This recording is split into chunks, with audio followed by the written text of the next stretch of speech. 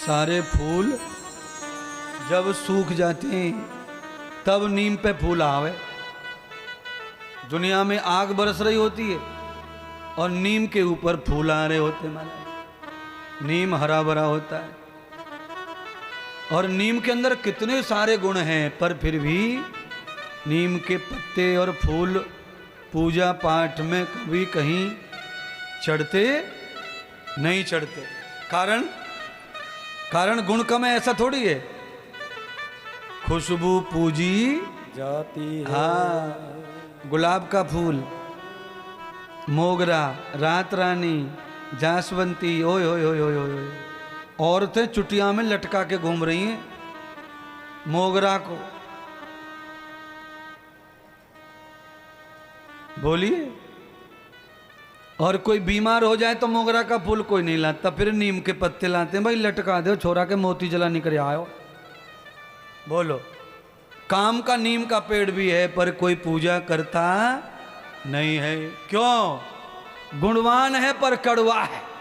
शास्त्र क्या कहता है? अगर कोई संसार में कोई इंसान, कोई साधु जितना ज्यादा गुणवान हो उतना ही उसे सरल मीठा भी होना, तब ही पूजा होगी महाराज।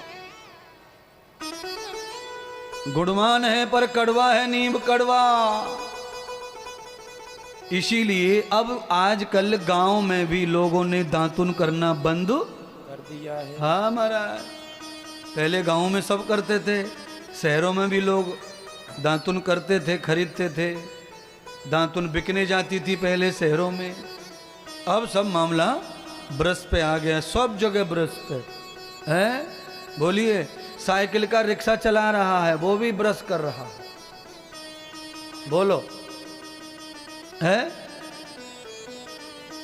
भाई। जिनको उपलब्ध नहीं है वो कर लो, आपत्ति काल में इमरजेंसी सेवा ब्रश। बाद में वही करो जिससे मसूड़े अच्छे रहे, मजबूत रहे। सदगुरु भगवान श्री सूत जी ने सौनक आदि 88,000 ऋषियों को नारद की कथा सुनाई। कहा, सौनक जी, नारद जी का कल्याण भागवत से इसीलिए हुआ क्योंकि एक बार श्री नारद जी ब्रह्मलोक गए और वहां जाकर देखा कि उनके पिताश्री अस्वस्थ हैं, ब्रह्मा जी बीमार हो गए हैं। ब्रह्मा जी चिंतित हैं। पुत्र ने देखा कि ब्रह्मा जी क्यों चिंतित है, पूछा, प्रणाम किया, पूछा। तब ब्रह्मा जी ने कहा, अहम न जानस्तयोगश्च विच। यहां पर प्रथम विभक्ति के वचन का प्रयोग किया गया है। ब्रह्मा जी ये कह रहे हैं कि मैं क्यों चिंतित हूं ये मैं खुद ही नहीं जानता हूं। मुझे समझ नहीं आ रहा कि मैं चिंतित क्यों हूं, पर हां इतना समझ में आ रहा है कि मैं चिंतित हूं, परेशान हूं, बीमार हूं। पर मुझे ये नहीं समझ में आ रहा क्या चिंता है, क्या परेशानी है। जितने लोग चिंतित हैं, परेशान हैं, उन सब की भी प्रॉब्लम ऐसी है। परेशानी, चिंतित होना, परेशानी होना ये तो समझ रहा है, पर चिंता क्या खाई जा रही है, परेशानी क्या है वो नहीं समझ में आ रहा है। परेशानी एक हो तो आदमी ध्यान करे, चिंता एक हो तो ध्यान करे। एक के बाद एक, एक के बाद एक काम बनते चले जाते हैं और नए नए कामों की चिंता बढ़ती चली जाती है। जब तक हम पढ़ते नहीं, पढ़ने की चिंता,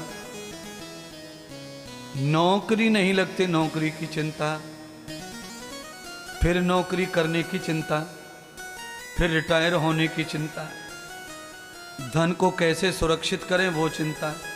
एक हो तो चिंता का निवारण हो, पर अनेक चिंताएं महाराज। चिंताओं ने घर कर रखा है संसार में।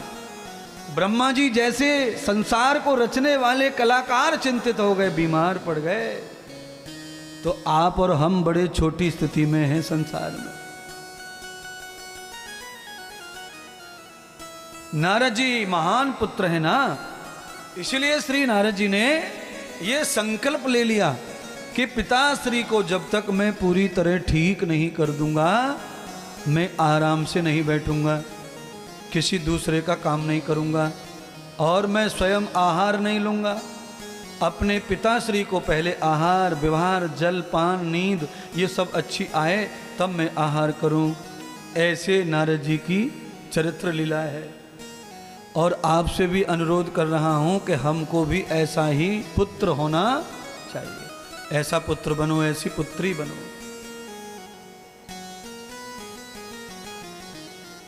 चिंतन हमारा चाहिए कि जब तक हमारे घर के बुजुर्ग खा के पी के अच्छी तरह सो नहीं जाते तब तक हमको भी चैन नहीं पड़ना चाहिए। घर में कभी कभी क्या होता है, नींद नहीं आ रही, बीमार हैं कोई घर में, बाकी लोग कहते हैं इनको तो रोज को है, इनके संग कौन मरेगो। ऐसा नहीं, हमारा कर्तव्य है। बच्चा सोता नहीं तब तक माँ जगती है बचपन में। बोलिए, बालक जब तक सोता नहीं तब तक माँ भी सोती नहीं। तो अब बच्चे को क्या करना है माँ के लिए? वही रिपीट करना है, जो सिखाया माँ ने वही उसे करना है। बच्चा सो गया है तो इसकी जिम्मेदारी माँ की थी, माँ ने पूरी की। बच्चे को सुलाया, आराम दिया। अब बच्चे की भी जिम्मेदारियां बनती हैं कि अपने माता पिता को सुलाए, खिलाए, निलाए, दुलाए, आराम प्रदान करे। तब चैन से रहो, तब शांति से रहो। नहीं, ऐसा नहीं करना। वो सब अपने आप संभाल लेंगे, पिताजी माताजी अपने आप संभाल लेंगी, ऐसा मत सोचिए। आप चाहे जहां रहते हो पर माता पिता की पूरी चिंता होनी चाहिए। मैं ये तो नहीं कहता कि आप नौकरी करने मत जाओ, और ना मैं ये कहता हूँ कि आप विदेश मत जाओ, आप कहीं दूर मत जाओ। आपको जहाँ अच्छा लगे वहाँ जाइए कमाने खाने, पर साथ में अपने माता पिता को ले जाइए। नहीं ले जा सकते तो आप आ जाइए माँ बाप के पास। जब आप उस लायक नहीं थे तो माता आपको छोड़कर कहीं नहीं जाती थी। फोन आया मायके से, फोन पर ना बोल दिया, नहीं मम्मी मैं आ नहीं सकती क्योंकि बालक 6 महीने का है और इस समय उल्टियां दस्त हो रहे, मैं नहीं आऊंगी, मैं नहीं आऊंगी। देख लो, माता ने अपनी माता को इनकार कर दिया। घर में फंक्शन था, मायके में शादी थी भैया की, नहीं तो नहीं, बालक बीमार है। इतनी चिंता माँ बच्चे की करती है तो उससे आधी चिंता बच्चे को माँ की, पिता की करनी कम से कम चाहिए। अरे कम से कम इतना करो कि हमें इतना सुख मिल जाए, हमें कोई सुलावे, हमें कोई खिलावे, हमें कोई हंसावे, हमें कोई नचावे, ऐसा बालक पैदा हो जावे।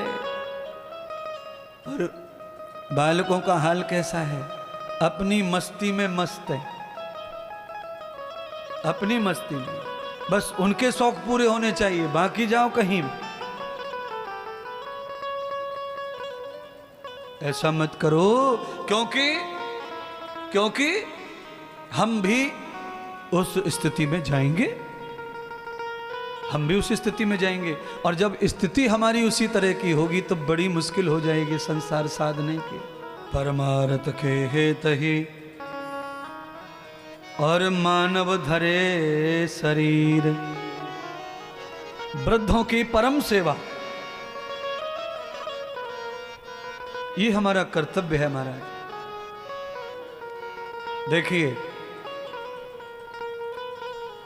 अभी टीवी पर इस भैया ने जरा एक वीडियो डाला है बुजुर्ग लोगों का,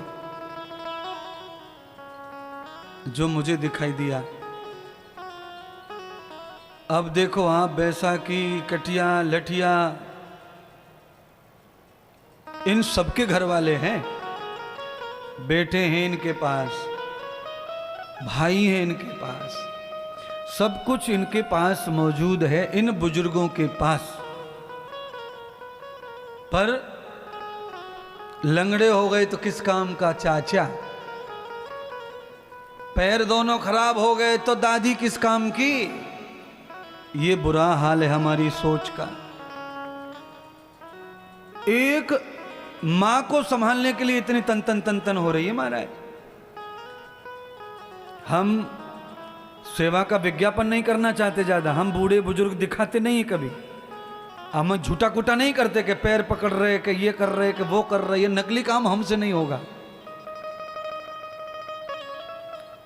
विकास जी ने कल कहा था कि कर्म होना चाहिए, कर्म के साथ सब फल जुड़े हैं। आप हमारा नाम मत लो बीच बीच में। दरअसल में कथा सुनाने के लिए नाम लेना पड़ता है। श्री सूत जी बार बार सौनक जी का नाम लेते हैं, फिर कथा सुनाते हैं। एक व्यक्ति इसीलिए यजमान भी बनाया जाता है। इतने सारे श्रोता बैठे, कथा तो ये सब सुन रहे हैं, पर यजमान का मतलब ही वही है, जो वक्ता श्रोता ज्ञान निधि, जो बराबर में आपस में संवाद करे। वो तो भली बात यह है कि आप सवाल नहीं पूछ रहे हैं, वैसे यजमान का फर्ज है कि वो वहां बैठ करके सवाल पूछे और उसका व्याख्यान गुरुदेव करें, तब कथा का संवाद बिल्कुल परफेक्ट माना जाता है। ऐसा भागवत में लिखा हुआ है। भागवत में वही है, सौनक जी और सूत जी संवाद कर रहे हैं, परीक्षित जी और श्री सुखदेव जी संवाद कर रहे हैं, मैत्री जी नारद जी संवाद कर रहे हैं, पार्वती शंकर संवाद कर रहे हैं महाराज।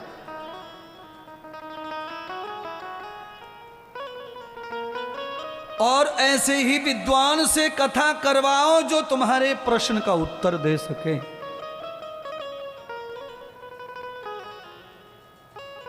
आपके प्रश्न का उत्तर आ जाए, आपका समाधान हो जाए, ऐसे ही विद्वान से कथा करवाओ जो आपको समाधान दे सके।